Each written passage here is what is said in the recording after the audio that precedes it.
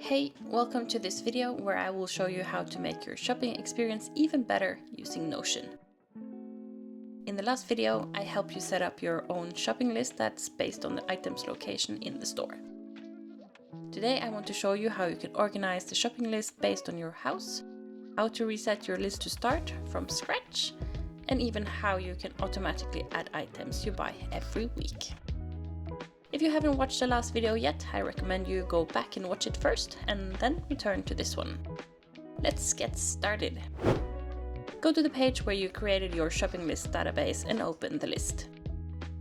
To accommodate for the changes we are making, we need to make an adjustment to the To Buy view. Click the location property here and rename it to Store Location. You can also change the name of a view by clicking the three dots here, Property. Choose the property you want to rename and type in the new name here. To make the shopping list magic at home as well in the store, I like to have a view where the items are shown where I store them in my own house. Go to the In Pantry view. Last time we added a filter that made sure this view only showed the bought items. That actually makes the list a bit confusing, as it moves all the items that we want to buy off this view, so you might forget that an item already exists because it doesn't show here. It's already back on the To Buy view. So I recommend you deleting this filter by clicking the three lines here, click on the filter, clicking on the three dots here and choose Delete Filter. Now create a new property by clicking the plus sign here, choose the select property, either by scrolling down or start typing select. Name it Pantry Location. Start adding areas in your home where you need to check for items when you write your shopping list, like bathroom, cleaning supplies, fridge, cupboard, under island, spices, etc. And now I want you to have a thought of how you can streamline your shopping list writing. Should you start in the bathroom or in the kitchen? Which way should you move around the kitchen when writing the list?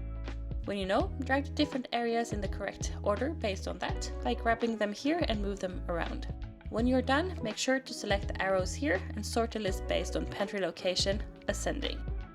Hide the store location property by clicking on the name and choose Hide in View. Add the correct pantry placement to each of your items.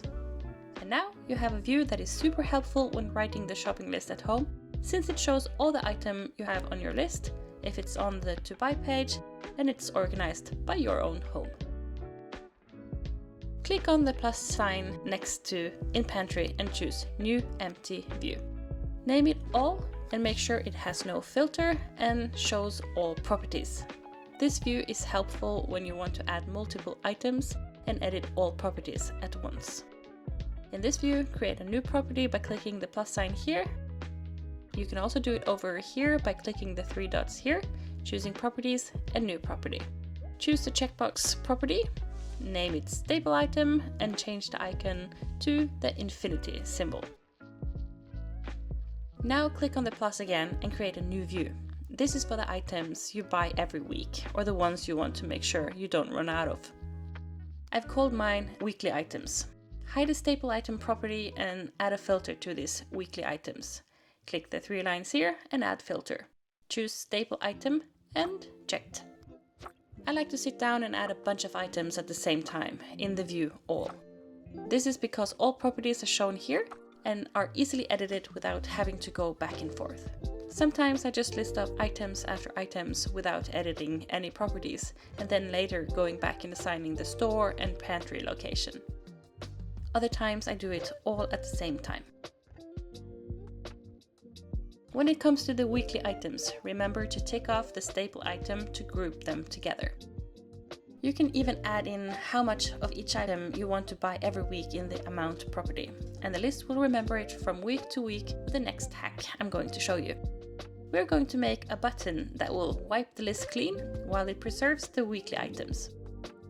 The last time we created a new page in Notion where we created a full page database. Go back to that page and you'll see your shopping list database stored here. Click on the dots next to the list here and choose Turn into Inline. This will make your list appear on this page. Underneath your shopping list, click an empty space and type dash followed by button. Name the button Reset Shopping List and change the icon to the reset symbol. At the top here it says when button is clicked and do. Here we click new action. Choose edit pages in and click select database here and choose your shopping list. Change the all pages to staple item is not checked. Edit property, choose amount and leave as is.